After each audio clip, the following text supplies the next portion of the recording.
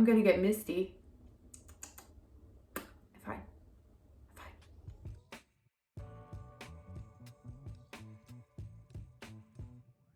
Hello. If you're here, it's very likely that I've just announced that I am no longer going to be a hairdresser anymore.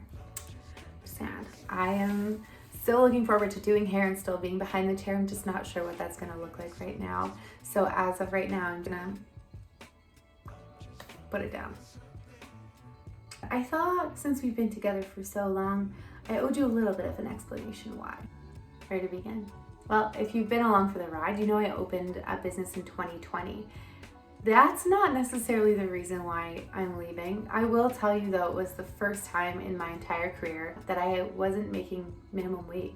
You get tips, which are great, and sometimes you get a little bit of a commission if you make above a certain amount, but for the most part, hairdressers make $15 an hour, which it wasn't when I started. It was also the first time that I was responsible for overhead. So I had to pay for my product costs. I had to pay for shampoo and conditioner that we use on your hair. I paid for the decor and the coffee that we served and all of that. But in 2020, it was extremely reasonable to do this. I know nobody wants to hear the word inflation. Inflation. I know we're all suffering from it, but I'll tell you, in the beauty world, inflation is just crazy right now. It's gone from me being able to spend $300 a week in supplies and restocking my entire color cabinet to maybe getting like 4 or 5 colors and a bottle of peroxide for the same amount. It's crazy. And I'm really sorry to all of the ladies at the beauty supply stores because they are sick of hearing everyone complain. But it's wild. It's absolutely wild. So inflation.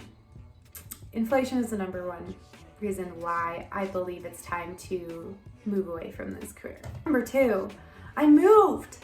A lot of you guys know that I bought a house last year, and my commute is 45 minutes on a good day, about an hour on a bad day. I have to go over this gigantic bridge. I'm not a very competent winter driver. I know, I live in Canada. It's my own fault. This is me. In the city, there's a lot of buildings and stuff to block the weather. They ice and salt a lot more. Where I moved to, it's a little bit more open. It's a little bit more rural. So that commute was giving me a little bit of anxiety. And yeah, moving also came with a lot of new things like a mortgage and more space to take care of. And I'm so happy for all of it. But with the inflation on one end and then these new financial responsibilities, I just decided to take a step back into something a little bit more secure. One of the third reasons why I'm stepping away from the chair is because ever since I started doing hair, I've wanted to pursue hair creatively. And what I mean by that is I want to do things that are totally outside of the box, things that you would see published or you would find on Instagram and just think, wow, that's really weird. When I went into hair, first I thought I wanted to be a barber. I'm a terrible barber. So I squashed that idea. I was like, nope, I don't enjoy this. Second, I thought maybe I want to work in television and film.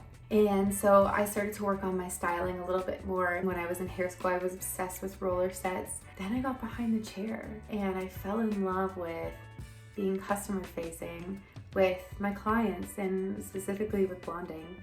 So I took blonding and fashion colors and I made it my thing. And I was doing fun hair, I was doing highlights, I was doing balayage, and I did that. And I grew this beautiful, incredible clientele out of blonding. What happened with that is my creative dreams kind of took a backseat. I know that's a little bit hard to understand as a client. Just know that you guys are so special and that I love you. I'm just lacking a little bit of the motivation and passion that I had when I first started. Burnout is so real. And if anybody has a service job, like, you know what I'm talking about, or just any job where you're client facing, it's hard. I had this incredible mentorship with Matrix this year, which opened my eyes and heart to things that I didn't think were possible for me anymore because I had become successful behind the chair. So I will be pursuing a full-time position, which will take a lot of my energy, and I'll be looking at hair now as a hobby or a passion instead of it being a job, so that I can push the boundaries to where I want them to be.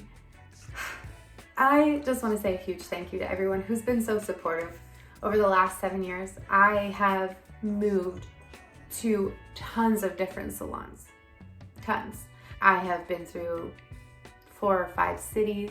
I have done your hair for your grade 8 graduation, and then your prom, and then your 21st birthday. And that's what's made it so hard. Oh, I'm gonna get misty. Fine. That's what's made it so hard to walk away from this, is all the time that I've had to spend with you and celebrating your wins and crying over your losses. So that's why I'm transitioning this account. Haircraft by Cass will now become Behind the Brunette, because I still want to celebrate your wins.